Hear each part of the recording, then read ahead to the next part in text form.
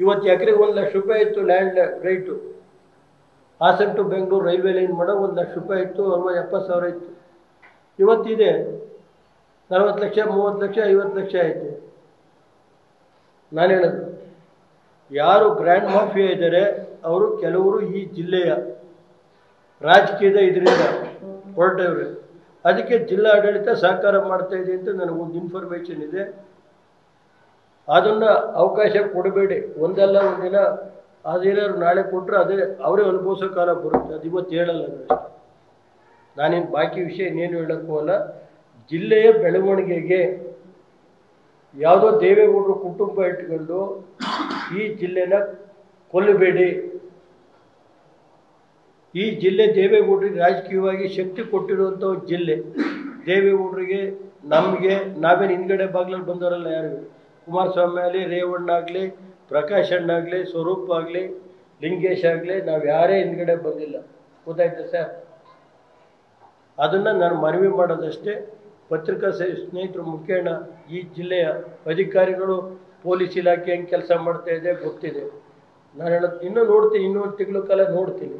ಇದೇ ರೀತಿ ನಮ್ಮ ಜನಕ್ಕೆ ನೋವು ಕೊಡೋಕ್ಕೆ ಹೋದರೆ ಅದನ್ನು ಯಾವ ರೀತಿ ನಾವು ಮಾಡಬೇಕು ಅಂತ ಪಕ್ಷದ ಮುಖಂಡರ ಜೊತೆ ಕೂತು ನಾವು ತೀರ್ಮಾನಕ್ಕೆ ಬರ್ತೀವಿ. ಪೊಲೀಸ್ ಇಲಾಖೆ ಇರ್ಬೋದು, ಕಂದಾಯ ಇಲಾಖೆ ಇರ್ಬೋದು, ಮತ್ತು ನಮ್ಮ ಜಿಲ್ಲಾ ಪಂಚಾಯತ್ ಹೆಂಗೆ ನಡೀತಾ ಐತಿ ಅನ್ನೋದು ಗೊತ್ತೈತೆ ನನಗೆ. ದ್ವೇಷದ ರಾಜಕಾರಣ ಆಗ್ತಾ ಇದೆ ಅಂತ ಏನು ನಿಮ್ಮ ಆರೋಪ? ಅದನ್ನೇ ಹೇಳ್ತಾ ಇಲ್ವೇನ್ರಿ? ನಾನು ಹೇಳೋದು ಮಾಡಬೇಡಿ ಅಂತ ಹೇಳ್ತಾ ಇದ್ದೀನಿ ಅಷ್ಟೇ. ನಾನು ಮಾಡಕ್ಕೆ ಹೋಗಬೇಡಿ. ಈ ಜಿಲ್ಲೆ ನಿಮ್ಮ ಕೈಲಿ ಮಾಡೋಕ್ಕಾದ್ರೆ ಮಾಡಿಕೊಡಿ.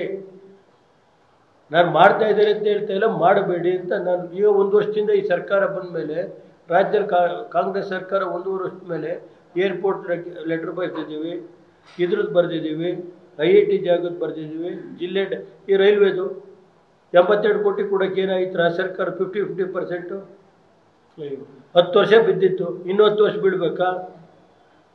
ಈಗ ಅಲ್ಲಿ ಹೋದರೆ ಆ ಕಡೆನೂ ಬಸ್ಸಿಗೆ ಹಾಕಿದ್ದೇನೆ, ಈ ಕಡೆನೂ ಬಸ್ಸಿಗೆ ಹಾಕಿದ್ದೇನೆ.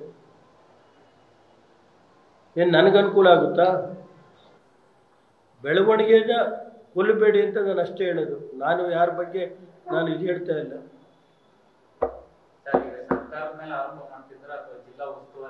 ನಾನು ಸರ್ಕಾರದ ಮೇಲೆ ಹೇಳ್ತಾ ಇದ್ದೀನಿ. ನಾನೇ ಜಿಲ್ಲಾ ಉಸ್ತುವಾರಿ ಇವ್ರಿಗೆ.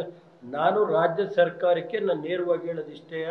ನಮ್ಮ ಜಿಲ್ಲೆಯ ಬೆಳವಣಿಗೆನ ಕಳೆದ 10 ವರ್ಷದಲ್ಲಿ ನೀವು ಕುಂಠಿತ ಮಾಡಿದರೆ, ಹಿಂದೆ 5 ವರ್ಷ ಕಾಂಗ್ರೆಸ್ ಇದ್ದಾಗ ಕುಂಠಿತವಾಗಿತ್ತು. ಫ್ಲೈಓವರ್ ಮಾಡೋಕ್ಕಾಯ್ತೇನ್ರಿ 5 ವರ್ಷ? ಅದನ್ನು ಮತ್ತೆ ಆ ಕೆಲಸ ಮಾಡಬೇಡಿ. ನಿಮ್ಮ ಕೈಲಾದರೆ ಮಾಡಿ. ಆಗದೆ ಹೋದರೆ ಯಾವತ್ತಾರು ಮುಂದೆ ನಾನು ಬರ್ಬೋದು, ಅಥವಾ ಯಾರೋ ನಮ್ಮ ಸ್ವರೂಪ್ ಬರ್ಬೋದು, ಯಾರೋ ತಿಮ್ಮಣ್ಣ ಬರ್ಬೋದು, ಮಾಡ್ಕೋತಾರೆ. ಗೊತ್ತಾಯ್ತೇನ್ರಿ ಅಂತ ನಾನು ಹೇಳೋದು. ನಾನು ಜಿಲ್ಲಾ ಉಸ್ತುವಾರಿ ಸಚಿವರಿಗೂ ಮನವಿ ಮಾಡ್ತೀನಿ, ರಾಜ್ಯ ಸರ್ಕಾರಕ್ಕೂ ಮನವಿ ಮಾಡ್ತೀನಿ. ಈ ಬೆಳವಣಿಗೆನ, ಜಿಲ್ಲೆ ಬೆಳವಣಿಗೆನ ಕೊಲ್ಲಬೇಡಿ. ದೇವೇಗೌಡರು ಕುಟುಂಬಕ್ಕೋಸ್ಕರ, ಕುಟುಂಬದ ವೈರತ್ವ ಇಟ್ಕೊಂಡು ಕೊಲ್ಲಬೇಡಿ ಅಂತ ಹೇಳೋದು. ಏನು ಸರ್, ನಾನು ಬೇರೆ ಪರ್ಸನಲ್ ನನಗೆ ಯಾವುದಿಲ್ಲ. ಸರ್, ಲ್ಯಾಂಡ್ ಮಾಫಿಯಾ ಅಂತಂದ್ರೆ ಯಾರು ಮಾಡ್ತಾರೆ?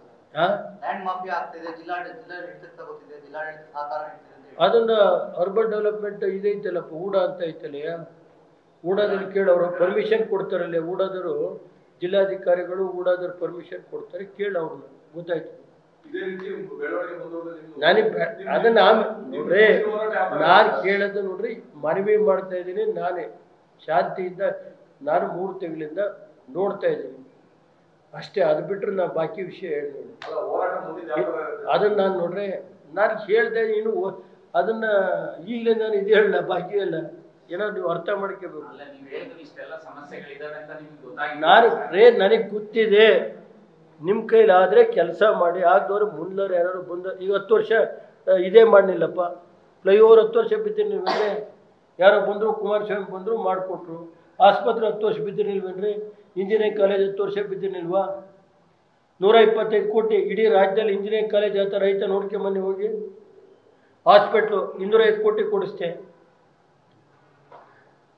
ಈಗ ರೈಲ್ವೆ, ಹಾಸನ ಮೈಸೂರು ರೈಲ್ವೆ ಮಾರ್ಗ ಕಾಂಗ್ರೆಸ್ನವರಿದ್ದ ಕಿತ್ತಾಕಿದ್ರು. ಯಾರು ಮಾಡಿದಾರದ? ದೇವೇಗೌಡರು ಪ್ರೈಮ್ ಮಿನಿಸ್ಟರ್ ಇದ್ದವ್ರು. ಹಾಸನ ಮೈಸೂರು ಇವತ್ತು 18 ಟ್ರೈನ್ ಓಡ್ತಾವೆ.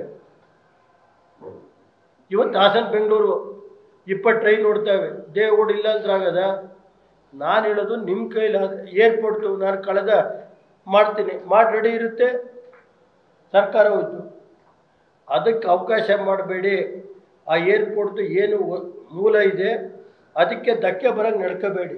ಅದಿರ್ಬೋದು, IIT ಇರ್ಬೋದು, ನಿಮ್ಮ ಕೈಲಿ ಮಾಡೋಕ್ಕಾದರೆ ಮಾಡಿ, ಮಾಡೋಕ್ಕಾಗದೋದ್ರೆ ಆ ಭೂಮಿನ 400 ಎಕರೆ IIT ಏರ್ಪೋರ್ಟ್ ಜಾಗದಲ್ಲಿ 400 ಎಕರೆ ಖರಾಬ್ ಐತಿ,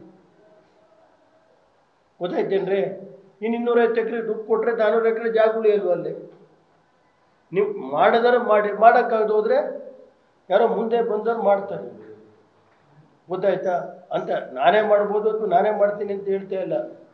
ಈ ಜಿಲ್ಲೆನ ನಮ್ಮ ಕುಟುಂಬದ ಇದರಿಂದ ದ್ವೇಷ ಇಟ್ಕೊಂಡು ನೀವು ಮಾಡೋಕ್ಕೆ ಹೋಗ್ಬಿಡಿ ಅಂತ ನಾನು ಮಾಡಿದೆ. ಏನು ನೋಡಪ್ಪ, ನನಗೆ ಅದೆಲ್ಲ ಗೊತ್ತಿಲ್ಲ. ನಾನು ಹೇಳೋದು ಅದ್ರ ಬಗ್ಗೆ ನಾನು ರಿಯಾಕ್ಟ್ ಮಾಡೋಕ್ಕೆ ಹೋಗಲ್ಲ. ನಾನು ಜಿಲ್ಲಾ ಮಂತ್ರಿಯಾಗೂ ಕೆಲಸ ಮಾಡಿದ್ದೀನಿ. ನಾನು ಜಿಲ್ಲಾ ಮಂತ್ರಿಯಾಗಿ ಕೆಲಸ ಮಾಡುವಾಗ ಪ್ರತಿ ತಿಂಗಳ ಯಾವುದೇ ನಮ್ಮ ಬ್ಯಾಂಕ್ ಇದು ಡ್ಯಾಮ್ 1 ವರ್ಷ ಮುಂಚೆನೇ ನಾನು 6 ತಿಂಗಳು ಮುಂಚೆನೇ ಬೇಸಿಗೆಯಲ್ಲಿ ಡ್ಯಾಮ್ ಗೇಟ್ಗಳು ಇದು ನಾಲೆಗಳೆಲ್ಲ ರೆಡಿ ಮಾಡಿ ಇಟ್ಕೊಳ್ಳಿ ಅಂತ ಹೇಳಿವಿ. ನಾನು ಪ್ರಕಾಶ್ ಅಣ್ಣ ಮೀಟಿಂಗ್ ಕರೆದು ಇದು ಸಲಹಾ ಸಮಿತಿ ಮೀಟಿಂಗ್ ಕರೆದು ಜೂನ್ ತಿಂಗಳು ಮೊದಲನೇ ವಾರದಲ್ಲೇ ನೀರು ಬಿಡಿಸ್ತಾ ಇದ್ದೆ.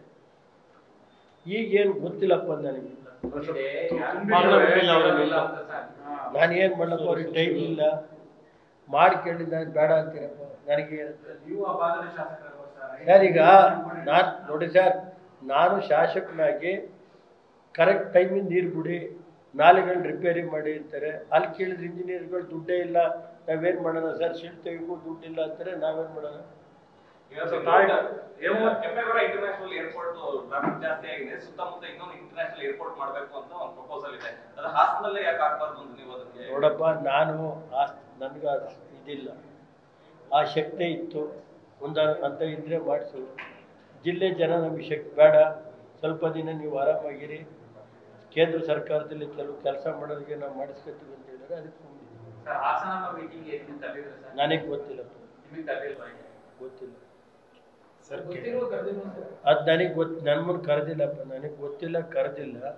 ಅವರೇ ಬಿಟ್ಟು ಜಿಲ್ಲಾಧಿಕಾರಿಗಳು ಯಜಮಾನರು ಕೂತ್ಕೊಂಡು ಅಲ್ಲೇ ಹೋದ್ಸರಿ ಪೂಜೆ ಮಾಡಿಸಿದ್ದು ನೀವೇ ಬರೋದ್ರಲ್ಲ, ಮಾಡಿಕೊಂಡು ನಮ್ಗೆ ಸಂತೋಷ.